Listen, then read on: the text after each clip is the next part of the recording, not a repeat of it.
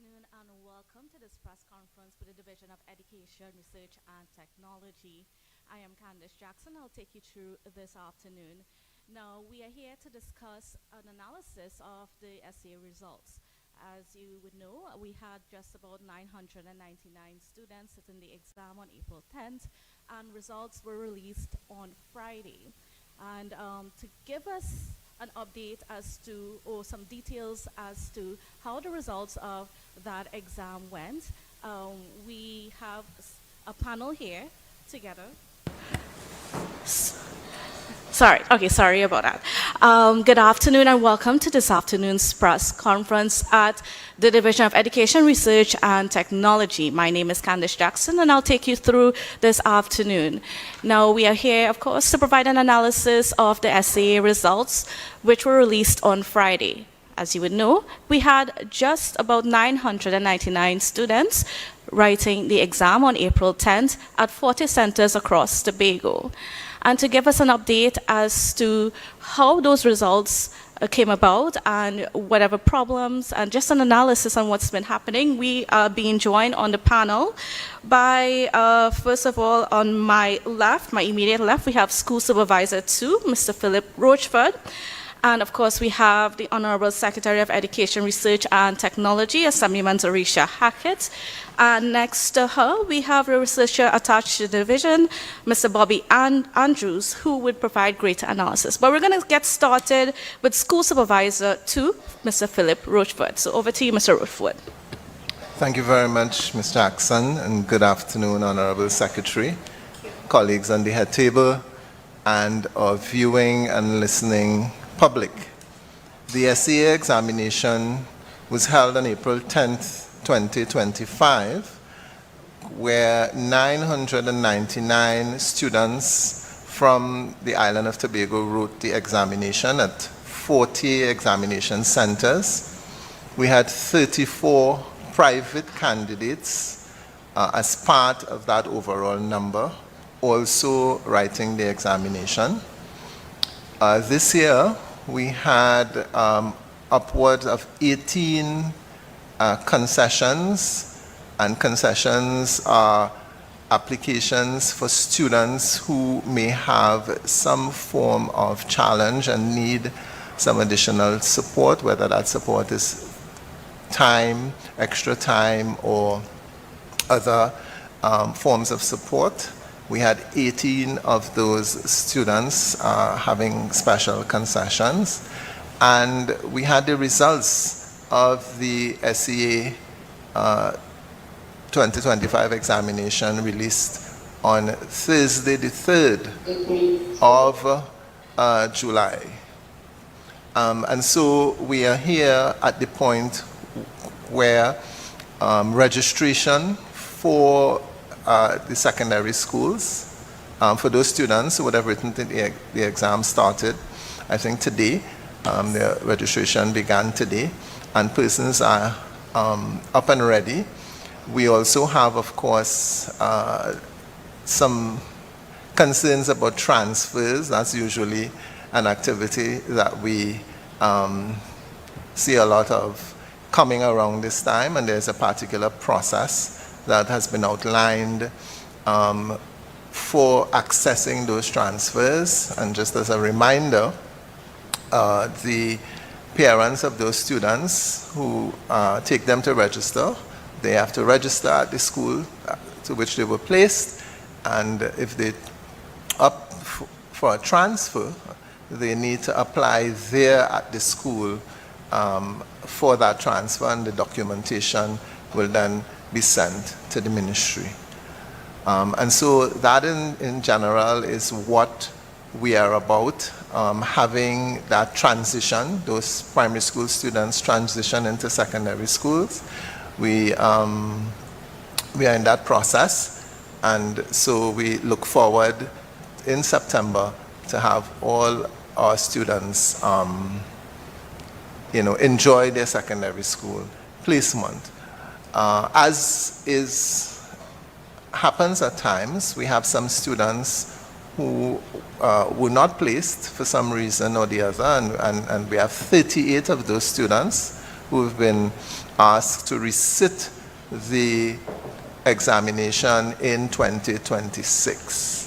And as we go along today, I think Mr. Andrews in his analysis would share some additional information on that for you. Thank you very much. All right, next we'll go to Secretary of Education, Research and Technology, Assami Manzorisha Hackett.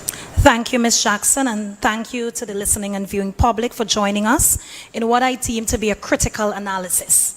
The Division of Education, Research and Technology is today pleased to report on the result of this year's SCA as is statutory and in keeping with Act 40 of 1996, Section 21, which gives responsibility for the formulation and implementation of education policy, including curriculum here at the THA, with particulars at DERTECH.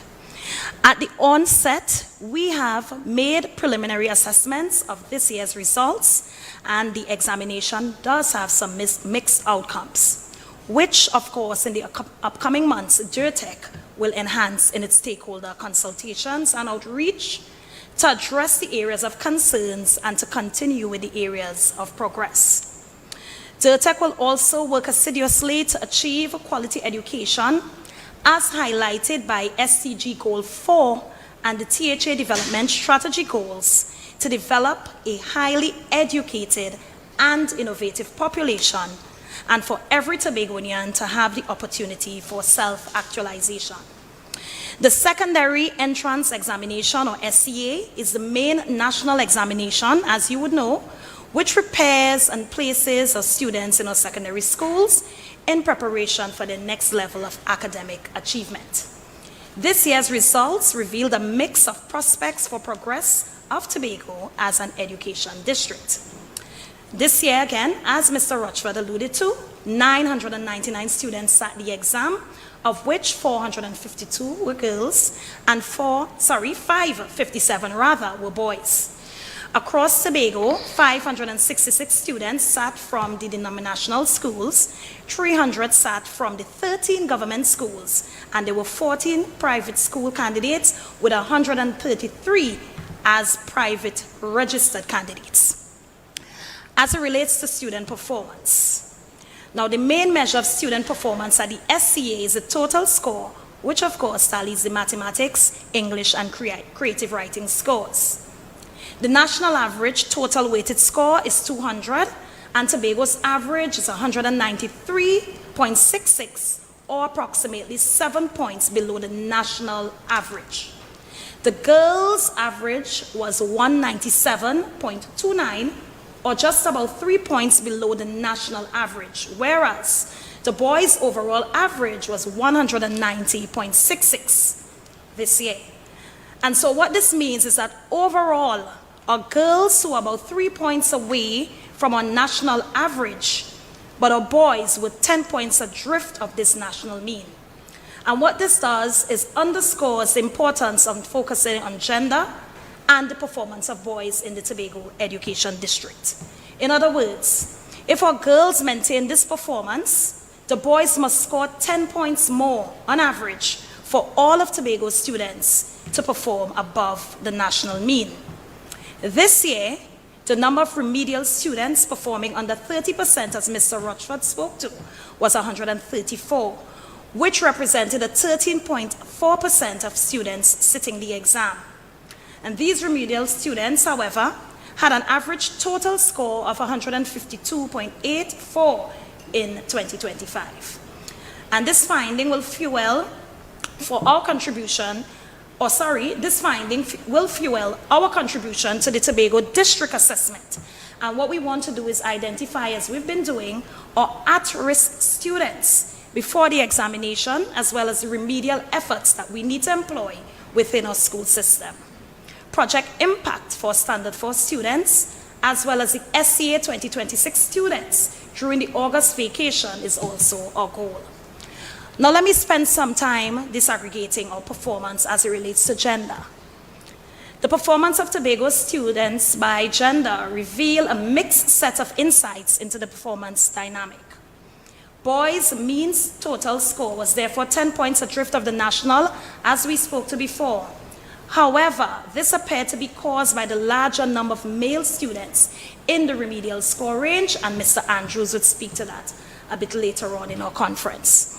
For remedial students, there were boys with a mean of 95 and girls 39. So of that 134 students, to reiterate, we had 95 boys and 39 girls. Noteworthy, however, is that boys outperformed girls in 9 schools in Tobago. And of these 5 schools, the male average was above that 200 mean, which, of course, as we alluded to before, is the national mean. And in this regard, I must say it is noteworthy to mention that Scarborough Seventh-day Adventist Primary, Palatavere Anglican Primary, Lambo Anglican Primary, Hope Anglican Primary, and Mariah Government were those 5 schools where the boys outperformed girls. In the other 5 schools, the male mean was higher than the female, but below the national mean. And these schools are Devines Road Government, Lansfomé Methodist, Delaford RC, and St. Patrick's Anglican. So here we have 9 schools with males outperforming females, and 5 of these being above the national mean.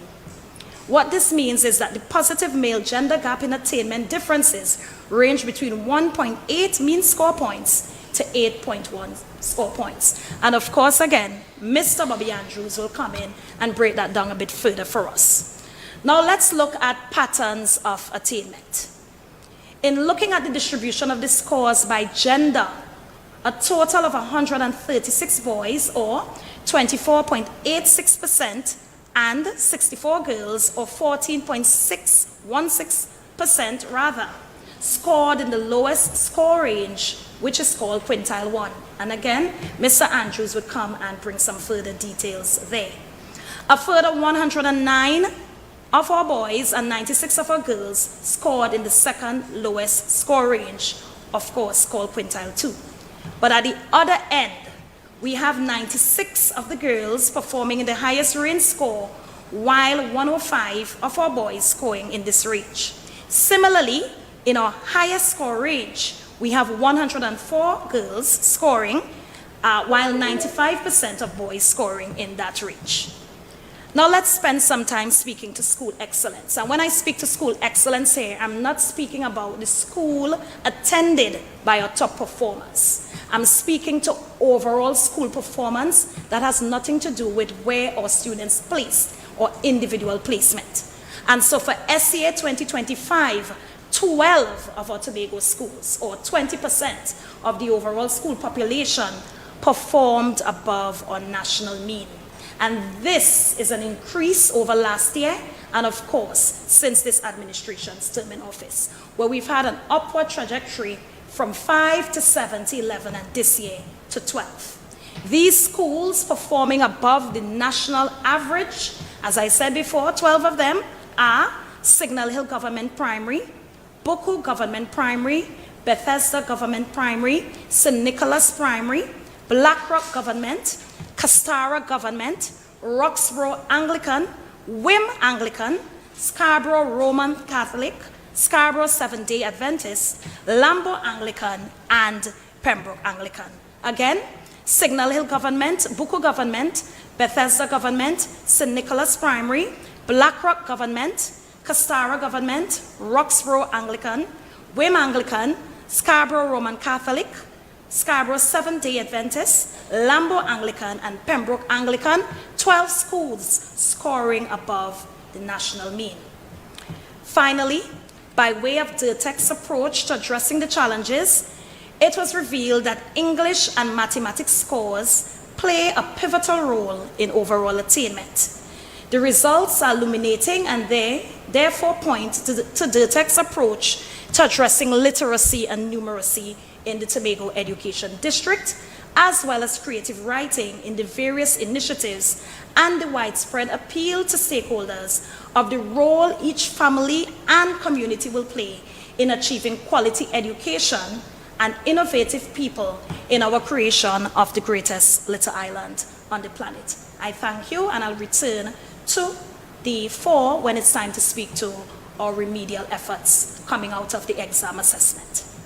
All right, thank you so much, Secretary. And now we'll head over to Mr. Bobby Andrews, who's a researcher with the division.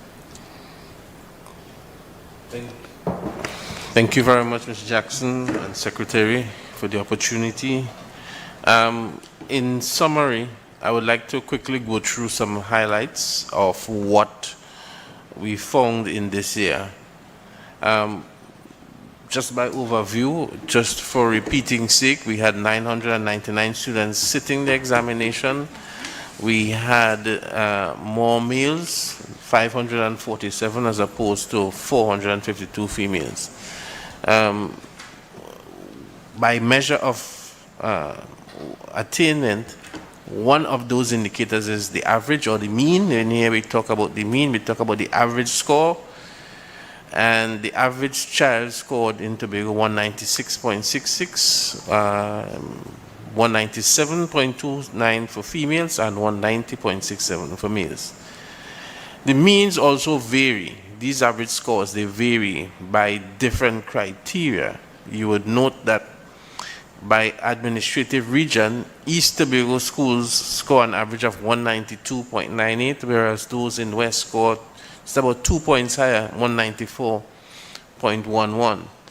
We also see that we had 134 remedial students, which is the students who score less than 30%, and this accounted for 13.4% of the overall.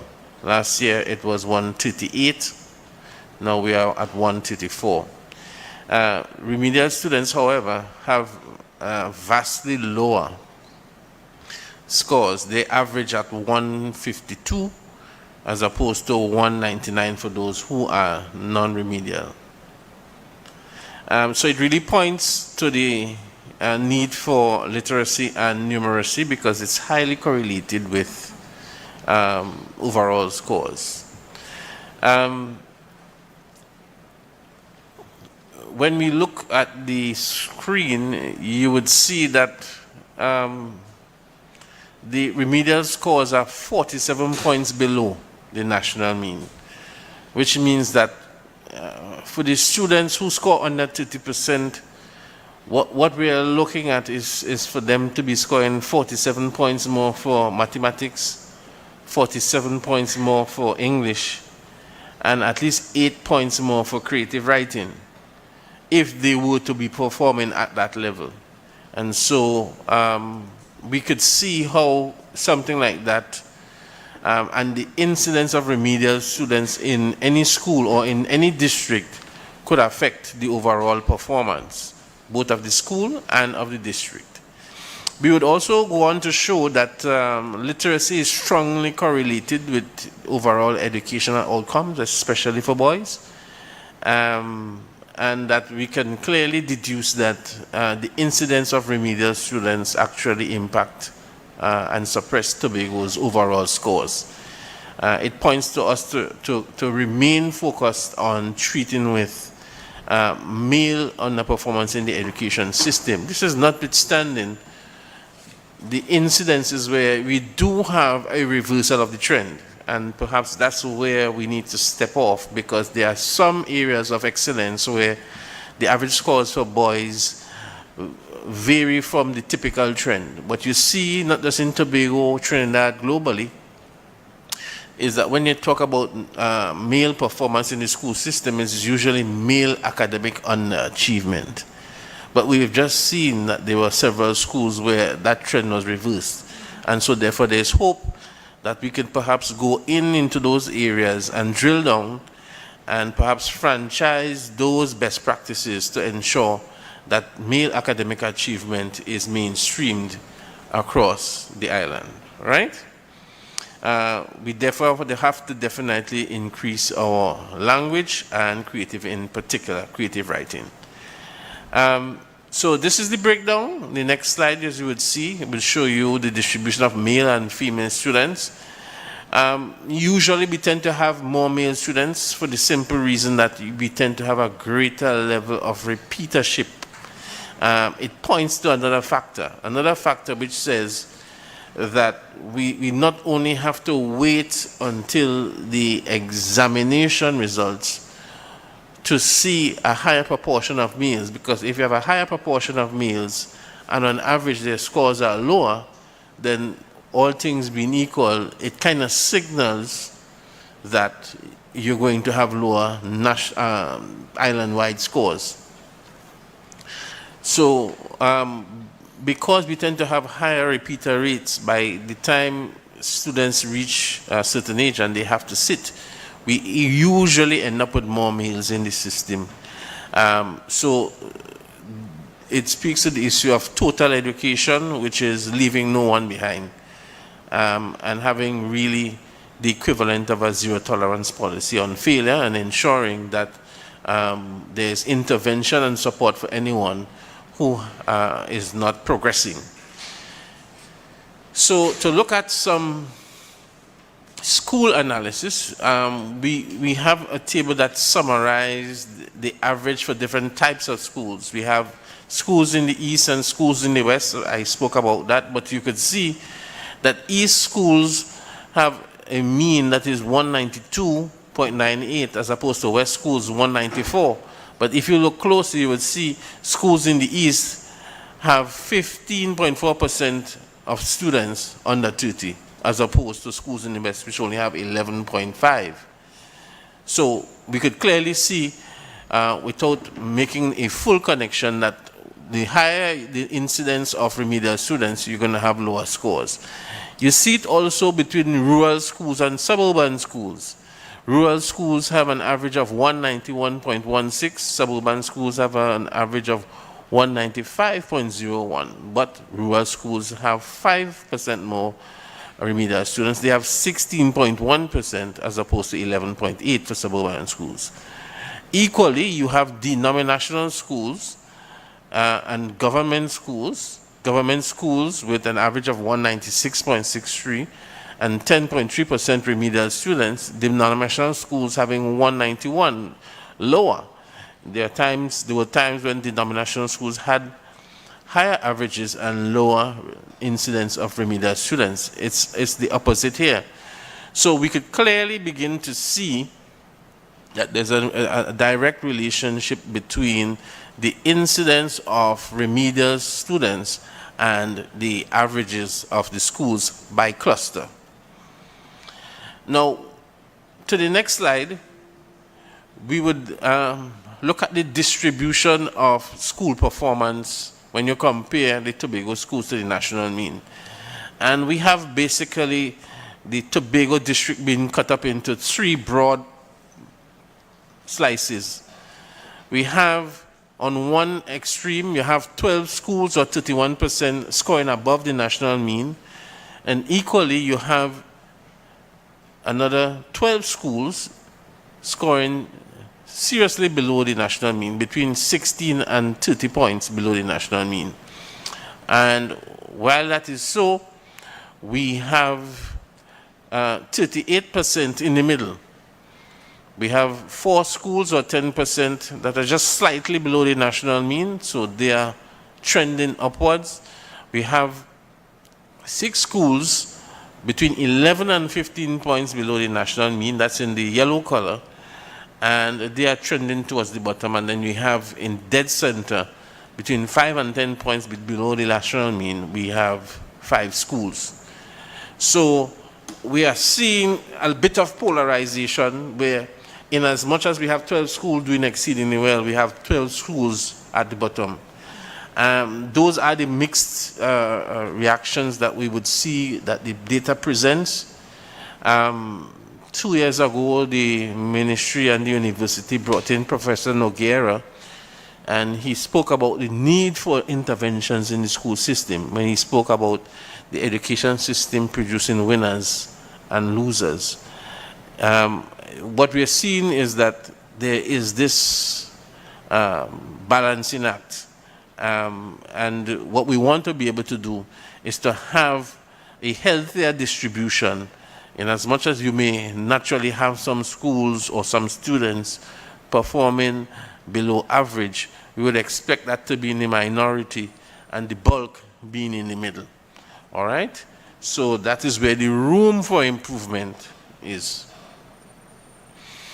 Now, when it comes to the top performing schools that are above the national mean, we would like to highlight, I mean, the Secretary just highlighted them. They have 12 schools: Signal Hill Government, Boko Government, Bethesda Government, St. Nicholas Primary, Blackrock Government, Castara Government, Roxborough Anglican, Wim Anglican, Scarborough Roman Catholic, Scarborough SD, and Lambo AC and Pembroke AC. You would see that it is 3 of them are from the east of Tobago, and the remainder are from the west of Tobago.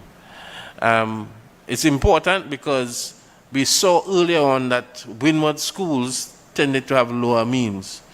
But if you drill down a little deeper, you would see that you do have pocket of excellence throughout the island, and that's a good sign.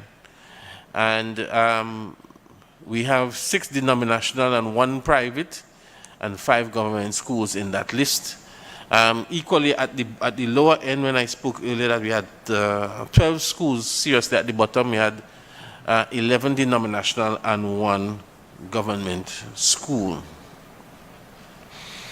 All right, so when you look at the average or the mean, you would see that we had 12 schools where the overall score was higher than what was the national standard. But just to point out, in this table, we could show you that that would have gone up to 16 schools, because in this table, we had 4 additional schools if we were to only consider the non-remedial students, the students that scored over 30. What this means is that in schools like Lambo Anglican and Pembroke Anglican, they scored over 200, which is the national mean, but both of them had no remedial students. However, you had a school like Scarborough Methodist, which is a big school, and Hope Anglican, scoring 196 and 197. But if you separate it out, you would see that the low scores from the remedial students of 153 and 158 prevented them from scoring above the national mean. And that would be a norm. And that is the example and the evidence that we have pointed to, that as a society, as a division, as a school management, that what we must be able to do is to ensure that everyone comes along. And just as Mr. Rushford indicated, that we had 38 students who were asked to resit. We have 32 of them within our school system who would be resitting. And it means that and in Belgarden Anglican, we had 3, Charlotteville SD 1, Delaford Roman Catholic 2, and so on. As you could see in the table, we have a list of all the schools where students scored under 30 but were of an age that they were recommended to resit the examination next year. And the division would have to support those students, because they have the list of the names and the schools that they have attended, to ensure that both curriculum and student support services is lent to those students to ensure that they progress through the education system. I'd like to close with some subject analysis. And this is where we have some areas that we have to look both as a division and as a society. Both in Tobago and in Trinidad, and even if you looked at last year with the results from CXC made a point that mathematics and language scores were terrible at that level. And there were concerns as to whether or not persons would matriculate to universities. But the average male and the average female student in Tobago failed mathematics. Females average were 45.85 and the male were 44.91. However, on the bright side, both male and female students passed English language, with the girls averaging 69.27 and the boys 61.51. The girls averaged 55% when it came to creative writing. The boys, however, failed creative writing on average, 46.4. So in looking at it, we saw that definitely for the mathematics and definitely for the creative writing. But we would point to some other areas that would help us to understand the scores. So non-remedials average 50.24 for mathematics, but the remedial average was 13.64. That's why the overall Tobago average was 45. Again, pointing to the impact of remedial students on overall attainment. Equally, if you look at the creative writing, you would see the difference in scores there as well. Notwithstanding this, when you interrogate the data, you would see that there are several other areas that we need to focus on.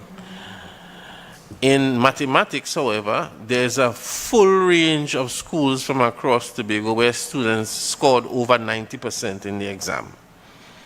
From Scarborough ROC, where 2 students scored a high of 97.33%, to Mason Government, where they scored 90.66, sharing that score with Castara, Bethesda, Scarborough SDA, and St. Andrews AC.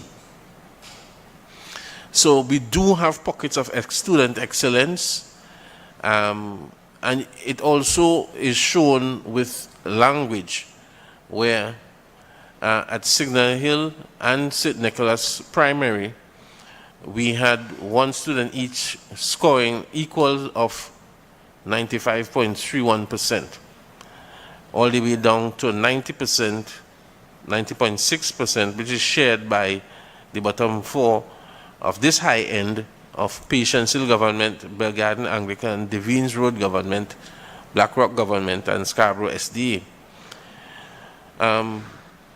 So we do have the pocket of excellence, and in a cluster that is enough to show that amidst the overall tone that appears that things are a little stiff, we could clearly see that within those 12 schools, it's beyond those 12 schools that you would see student excellence across the board. And for creative writing, we had excellence in the area of creative writing coming out of Signal Hill Government Primary, where 6 students scored a maximum of 100%. They scored 20 out of 20. But there are a number of schools that scored up to 90%.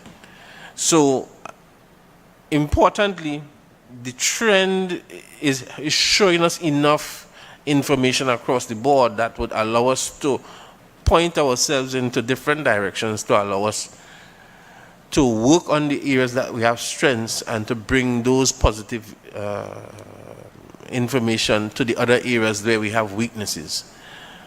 I would like to talk about next what you see on your screen, which is the impact of subject failure. The blue, the orange, and gray. 86.1% of the students would score in the lowest score range, in the lowest 20%, if they fail English. Followed by, if a student were to fail creative writing, then 45% of the times they would be in the lowest score range. That is down to 34% if you were to fail mathematics. So you could see the dominant effect of failing English on student performance in this. What is also what is also certain is that only for creative writing, you had one student failing creative writing but still scoring in the highest score range, which means that they did exceptionally well in both mathematics and language. It's quite unusual, but it's so rare. It's just one student. What you want to be able to see is something like this, where if you pass both English and math, what impact it does have on overall performance. If you pass English and math, any student, no one passes English and mathematics and ends up in the lowest score range or the lowest 20%. One female and two males end up in the second lowest score range, which is the lowest 40%.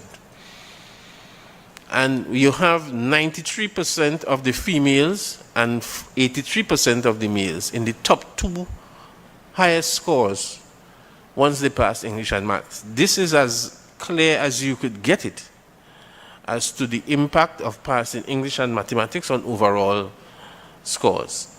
And why is that? If you look at some student analysis, you would see that the majority of students failed English and math, 43.5%. 41.3% passed English and math, 2% less. And a further 15% passed English but failed math. But the key is passing both. And if we are able to achieve that as a society, as a district, as a household, as a family, that we could ensure that our students pass these two, the society is well on its way. We can see in this distribution, which is up next, which is showing you that as scores move from quintile 1, which is the lowest 20%, then the lowest 40%, then the middle, then the upper two, you would realize that the lines are both close to each other between male and female, but what separates them is the quintile 1, where we have 136 males and 64 females. So we have a little bit more than 2 boys to every girl in the lowest score range. But for pretty much all the other areas, we see that the differences are pretty small. And so at the heart of the conversation in education is, why are more boys failing English and maths, particularly English, as we could have seen in the previous chart. And it takes me to a conversation that both the division would have to engage with all the stakeholders, which is to look at a transformation matrix for the division and for the district. Tobago had 12 schools above the national mean, 4, just about 4 points or less below it. They had 5 between 5 and 10, 6 between 11 and 15, and 12 between 6 and 30 points below the national mean. And if we were to collectively as a society have some performance goals for each of these school clusters, we can see an average of 11 points increasing in mathematics, 6 points increasing in language, and 2 points increasing in creative writing would take our students to a raw score of 56 in math, 71 in English, and 11 in creative writing.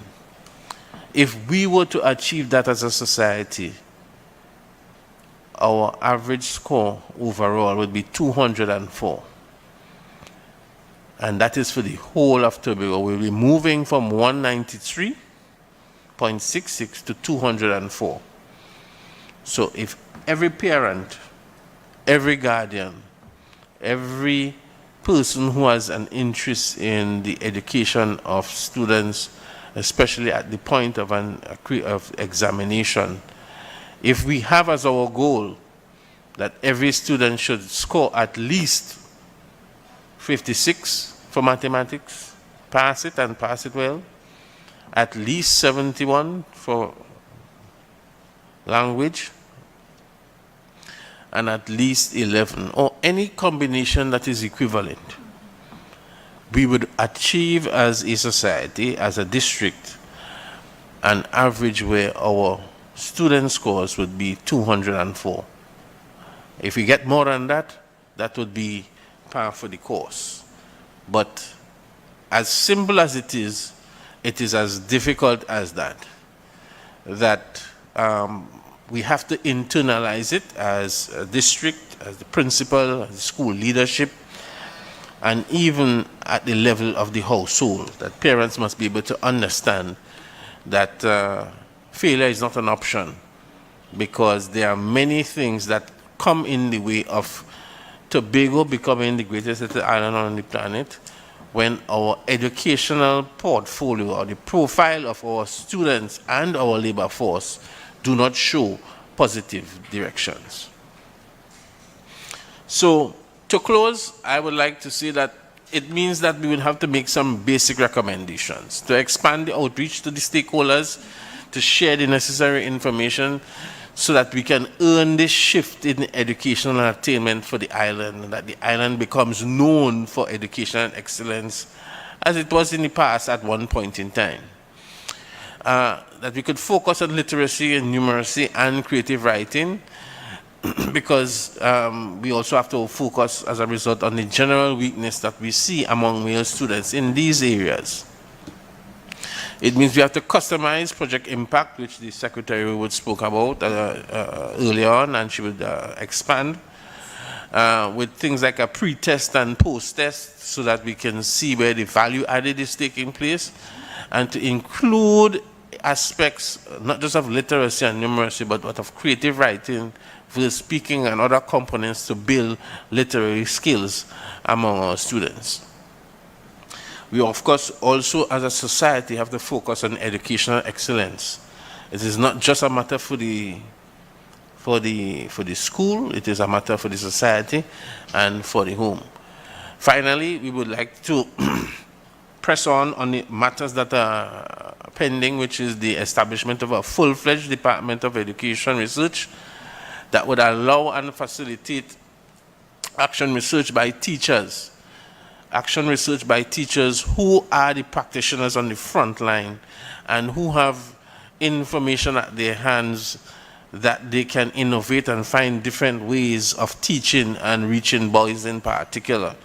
To support that, I'm sure that the secretary in her contribution previously had spoke about a conference on education and focusing on professional development, both with principals, senior teachers, and the support through curriculum and other resources in English and creative writing. Thank you, ladies and gentlemen, for the opportunity. I hand over to the chairman proceedings. All right, thank you so much, Mr. Andrews, and for your very comprehensive report. Now we'll go back over to the secretary for a little bit of an update on some of the remedial actions that are to be taken. So where do we go from here, Tobago? As we just received information as it pertains to the analysis of the SCA exam, we understand that we have some challenges with our remedial students.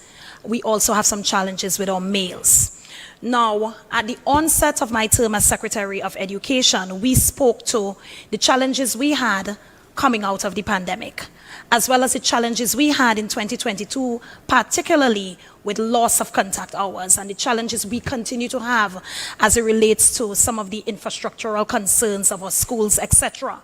And so as a division, we understand that the 7 years afforded to each student may not be enough for their educational advancement and development. And so we have to intervene. And these intervention strategies must be strategic, they must be comprehensive, and they must have a clear pathway towards making sure that when our students matriculate out of primary school, they're truly ready for secondary school. Mr. Andrews was comprehensive in his approach of dealing with what our results portray. But I also want us to speak to the comprehensive strategies we've been able to employ here, one of which, Mr. Andrews, was the Tobago District Assessment, which I believe gives a clear analysis of where we are even before students step into the Standard 5 classroom. Now, we must agree that education is a service provided worldwide to the public and predominantly fueled and funded by our public purse. And therefore, it's DERTECH's responsibility for good governance and to be accountable that within our school systems, we must facilitate student improvement at all schools. It is of great concern, additionally, that at the division, the last statistics recorded through the Central Statistics Office, or the CSO, confirms that distribution of academic achievement among employees in the THA to be 12% attaining only primary school education, 60% with secondary school education as their highest level of attainment, and 28% tertiary level. We also must pay attention to the fact that the alarming rise in violent crime here in Tobago connects our young males to gangs and gang-related activity. And as a result, we're seeing that stemming even as early as the primary school level. Remedial boys comprise most of our underperforming students, as we analyzed earlier. And when this was completed, along with what we pulled out of the SCA assessment results over the last decade, we see this as a growing trend. To this end, DERTECH continues towards cycle 4 of our Project Impact program, started in 2022. And this year, we're pleased to announce that we have 10 centers where we're going to treat with our remedial students. And beginning last year, we are going towards the direction of 2 centers for accelerated learners. A total of 400 students would be accepted under this program, the remedial program. That is, and 80 students, 2 from each primary school across the island, under our accelerated program. Our program is scheduled to begin on July 14th and to close off on August 14th, 2025. Now, I want to speak right now to Project Impact and what this means to us. We understand that, again, based on the analysis, that we need to focus not only on our remedial students, but we also want to speak to the accelerated learner. And I had a conversation with Minister of Education 2 days or so ago, and we were speaking to the fact that right now in our education system, we have students under that recommended age to write the examination. We had a case, for example, at the Bell Garden Anglican Primary School with a Standard 5 student being 9 years old. It happened with me as well, and I had to spend 2 years in Standard 5. And we spoke to the focus on the remedial students, which of course requires some more of our focus, but we also need to treat with the other end of the continuum, where accelerated learners shouldn't be penalized because they're gifted and because our education system does not celebrate that academic achievement. And so that is why it's critical for us to also include the accelerated centers as a part of our strategic direction as a division. And so for cycle 4, the schools that we've earmarked as centers are the Speyside Anglican Primary School. And let me just ensure that I have the list accurately recorded here. Sorry, let me repeat that. The accelerated schools, so the Centers Accelerated Learners, Signal Hill Government Primary, and Roxborough Anglican Primary. The schools that would be your centers for remedial, and this is you accessing, not because you're a student of that school, but we're speaking to access and a spread across the island. We have 10 centers: Speyside Anglican, Goodwood Methodist, Table Peace Government, Montgomery Government, Mount St. George Methodist, Scarborough RC, Palatavere Anglican, Plymouth Anglican, Bonaccord Government, and Mason Hall Government. So these schools would be the centers where we're going to focus, as I said before, 2 on accelerated learning and 2 on remedial.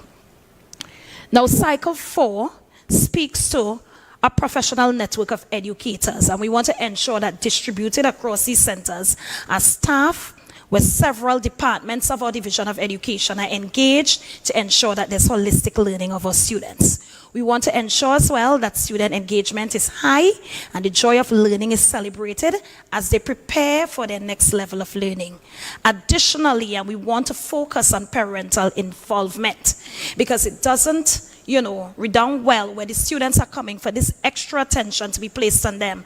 And when they return to the home, we don't have a continuation of that. And that is why it's critical for us to also speak to now that community impact project that is currently occurring in all 15 electoral districts across the island through 16 centers where we expect our parents to take full advantage of the opportunities being afforded to them by the Division of Education, Research and Technology to ensure that we have lifelong learning even with our adult learners. We also want to ensure that we focus as well on technical vocational skills and having our students understand the importance of being able to have a balanced, full-rounded level of education. Literacy and numeracy improvement is also extremely important, and the division will continue in that pursuit to ensure that even out of this Project Impact program, that we have a full focus on literacy and numeracy because we understand what that means to overall attainment of the levels of education we expect for our students. And of course, we want to focus again on the well-rounded child. And the SDG 4, quality education for all, speaks to ensuring that that balance of education, the extracurricular, the technical vocational skills, in addition to preparing them for life and as lifelong learners, is the focus of the division. So this week, we're going to place a full schedule out on our division's website and our division's social media platforms. We're going to speak to what the timetabling looks like. We're going to also have some contact information so parents can learn some more about it. But I'm imploring that our Tobago public makes full use of this program. As I said earlier, it's not only a focus on remedial students, but the accelerated learn as well. And we're moving towards policy shift through the Ministry of Education and Division of Education to give our accelerated learners the opportunity to really face that exam if they're ready for that exam and not having to have age as being a factor on whether they're ready or not. And so those conversations are ongoing with Minister Dowlat, and we would be pleased to announce to the public very soon how we plan to treat with that moving into the next academic year.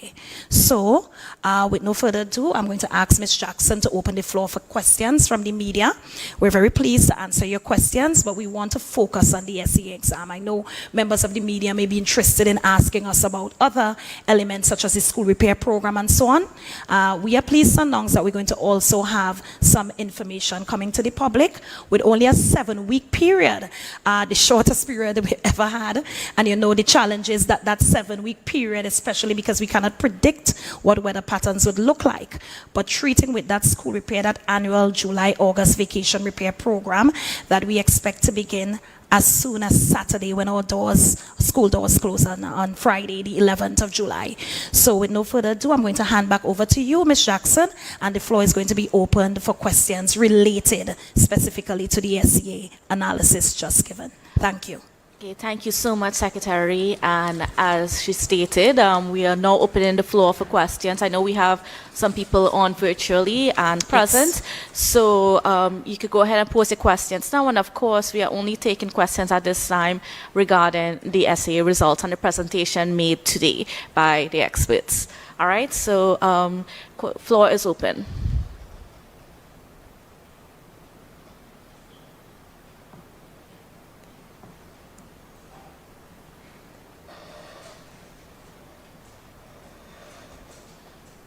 All right, yes, you can go ahead and ask a question. Yes, in terms of the research that is being done, is there anything that is being done to identify socioeconomic factors in terms of the impact on the student performance? Can you just identify yourself first, please? Tobago Channel 5. No problem. Thank you. Mr. Andrews, I'm going to ask you to just intercede here for us, please. Thank you. Thank you very much. The division responds through the student support services when it comes to the socioeconomic factors, the issues of poverty, indigence, social trauma, all of those things, behavioral problems. So they have a student support services unit with school psychologists, behavioral therapists, and so on, social workers, school social workers who would respond to those needs as they arise and are flagged by the school. In terms of research, in terms of trying to connect the data that we collect, we do not collect the data in the registration process, for example, or the socioeconomic status of the child. So therefore, because it's not registered there, when we get the results, we don't necessarily plug it in. However, if you look back to one of the things I said when we said the students, the 32 students who would be asked to resit, that the division would work with these students in a very serious way through the student support and curriculum areas to try and figure out in greater detail. But there's a large body of research that would point to things like the health of a child even before the child gets to standard to primary school. You know, exclusive breastfeeding, for example. The dominant extent of extensive breastfeeding in Tobago is 1 month, when it is recommended to be 6. And the lowest incidence is 6 months and more. So we have those issues to address. We have it to address, for example, in other areas.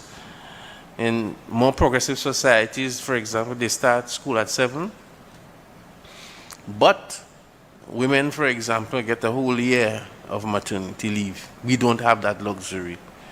So we have to afford the greatest amount of care to children in their early years as a health issue, because it is a social determinant to what happens in the education area. The work of Marjorie Newman Williams has pointed to that, not being exposed to the correct nutrition and stimulation in early years is almost like a death sentence to children being able to cope academically. So there is some research on that. I could share some of the information I have with you afterwards. But within the school system, what we do, we respond to the cases that are flagged by the school, and we have the student support services that will address that. And at this point, is there research connecting the success of children at SEA to their success at the secondary level?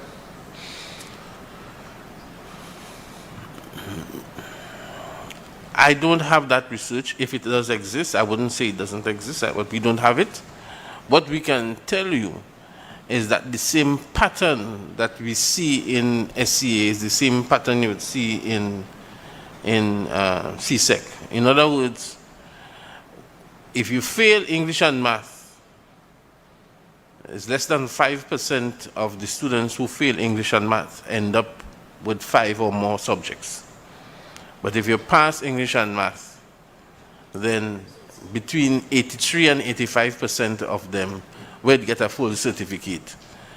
What is also true is that if you pass English and math at secondary level, there's virtually no difference in the attainment between boys and girls.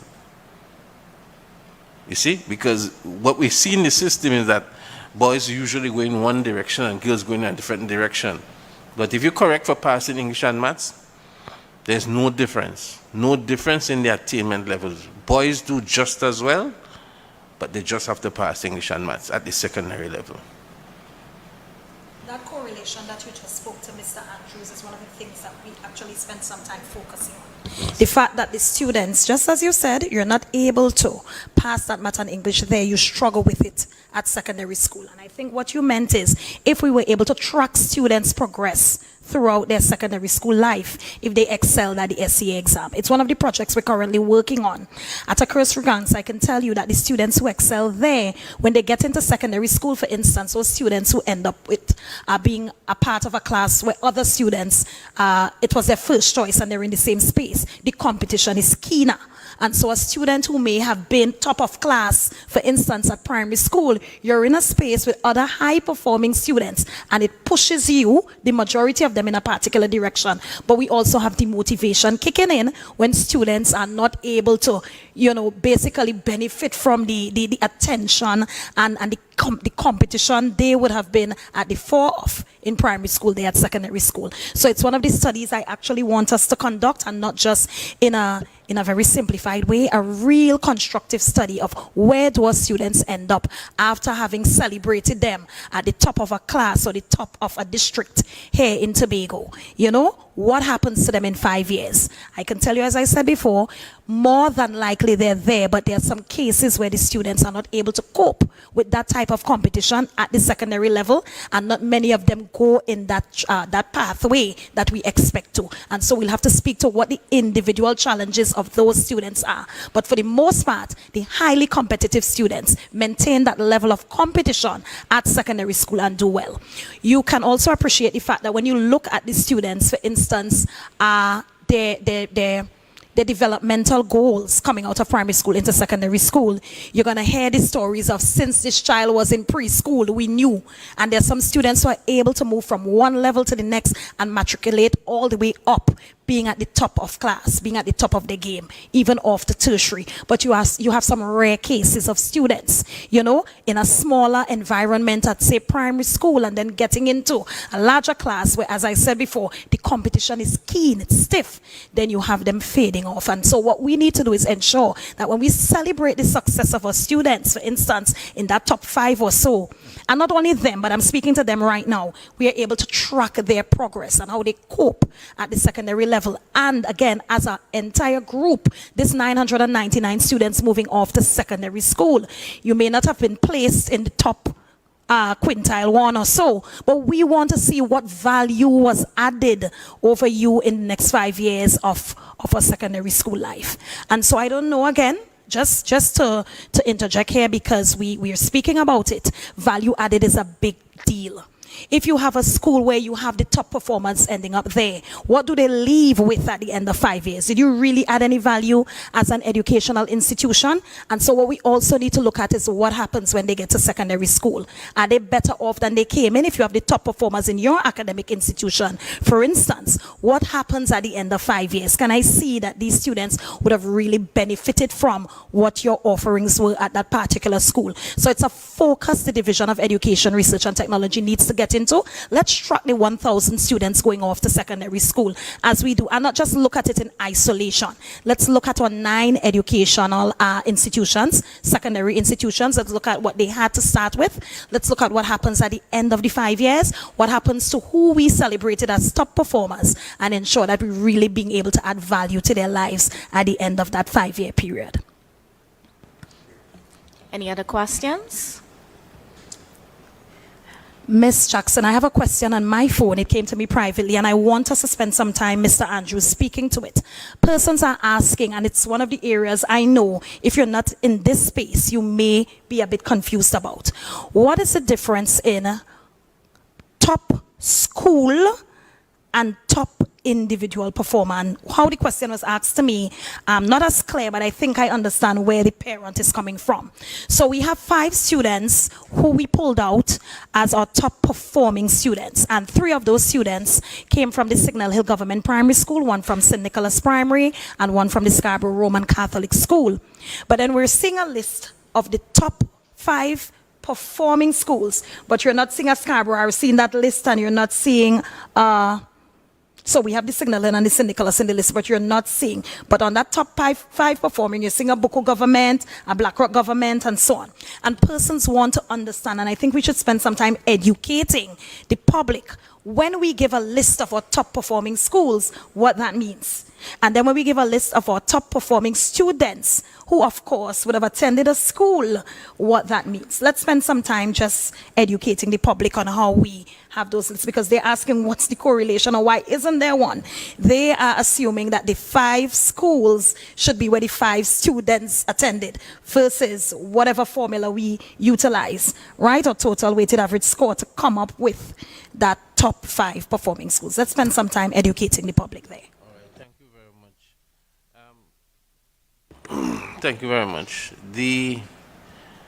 We have 2 different measures. One, although we are measuring total score, and you want to use the average of the total score, you would do that for the student to see, okay, if I score 100, 120, I get 120, that takes you to 254. That's the highest score you could possibly get. That's your average. All right? So that's the students. But when it comes to the school now, it is, if the school has 10 students, then all 10 students' total scores are added, and then it's divided by the total number of students. So then that's when you say you have the average or the mean. Now,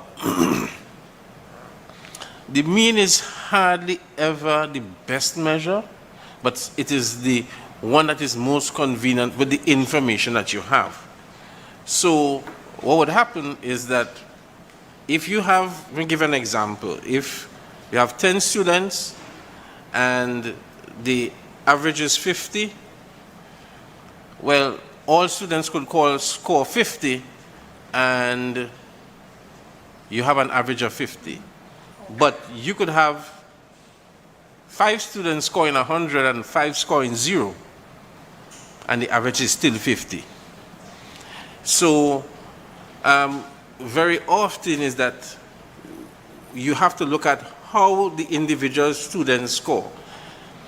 If you have students scoring in the middle, you would tend to have a higher average.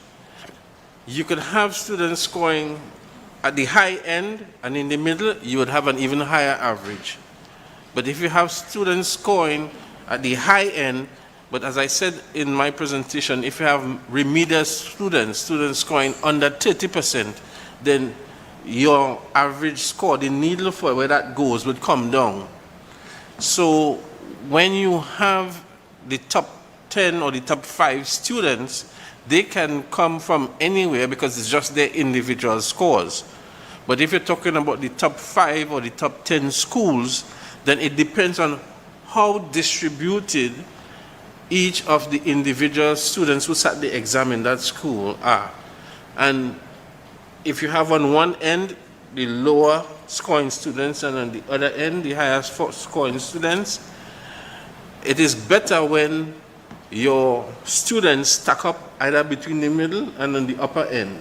Then you would have a higher average. If they are spread out too much, then it would be less. So where you may have a school that is doing well is when you may have either more students scoring in the middle and higher range and less down in the bottom, that would drag down your average, or you have such high performance here that even if you have 1 or 2 at the bottom, it doesn't change it as much. So it's a very dynamic thing, but we have to use what we have. But there are 2 different things. The individual score, which is just for one child, and the school score, which is for all the students sitting. And then, of course, you would have some schools with larger numbers and some schools with smaller numbers. So the impact of an underperforming student could either be hidden or lost or accelerated once you put that score within the school. So it is a balance between using the mean, knowing that there are limits.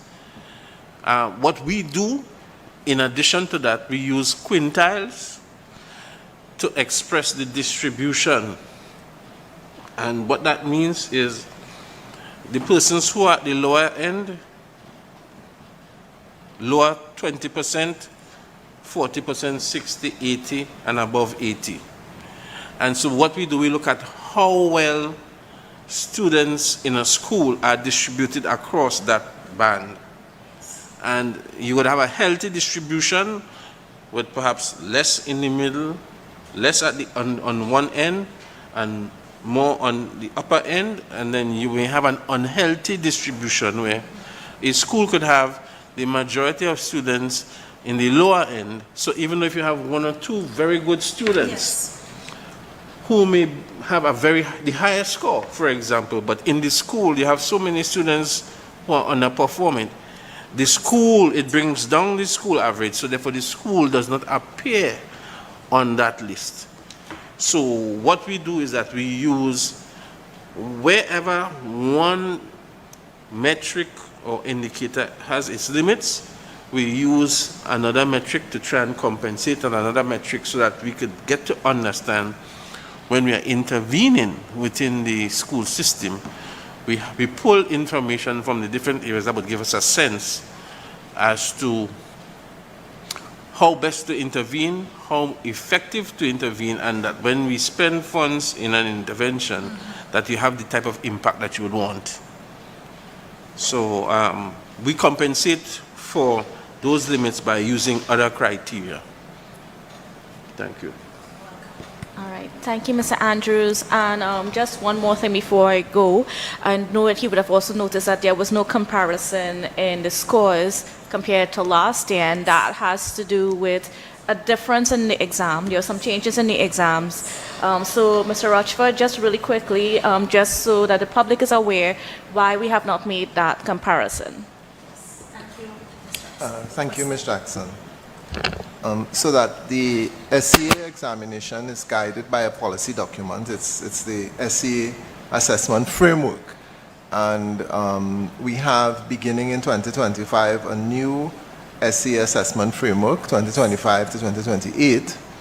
And so if you're doing straight comparative analysis, because there were some changes in the framework for 2025 to 2028, then the statisticians would not recommend that you do that kind of year-on-year comparative analysis. So we had some objectives being changed, and these objectives came back into the 2025 framework, and they didn't exist in the 2024 framework. And so that is the main reason why nationally you're not having that comparison done. All right. Thank you so much, Mr. Rochford, for clearing that up. And I'm not seeing any more questions at this point in time. So first of all, I would just like to thank the Secretary for being here with us, and of course, Mr. Andrews and Mr. Rochford for giving us a very deep analysis, a very comprehensive understanding of what's been happening with our SAA exams. So thank you, members of the public, for joining us. Before we go, though, Ms. Jackson, I just want to speak to the fact that we will be celebrating our top-performing schools, most importantly, as well as our individual achievers. The division is going to place some information in the public space as to when that celebration will occur. Also, we have pending a celebration of our CSEC and CAPE awardees, that merit list that we always celebrate. We also want to try to see if we can have that on the same day. So it's a celebration of academic excellence in the Tobago space. But again, the focus is not only on the individuals, which we must laud. I don't want to downplay it at all, but I also want to speak to the celebration of our consistent schools. Schools who have been consistently demonstrating that they have the systems in place to be able to have excellence, regardless of year, era, or other constraints, contact hours, and so on. All right, so I just wanted to place that in the space that Tobago is going to bring those top 5 individual academic achievers at the SCA level to celebrate them here at the Division of Education, Research and Technology in short order, as well as our top performing schools, of course with principals and standard 5 teachers in tow, to ensure that we have them understand how much we appreciate their hard work and provide some incentives to ensure that as an education district we move upwards towards academic excellence. Yes? All right. Well, thank you so much and enjoy the rest of your evening.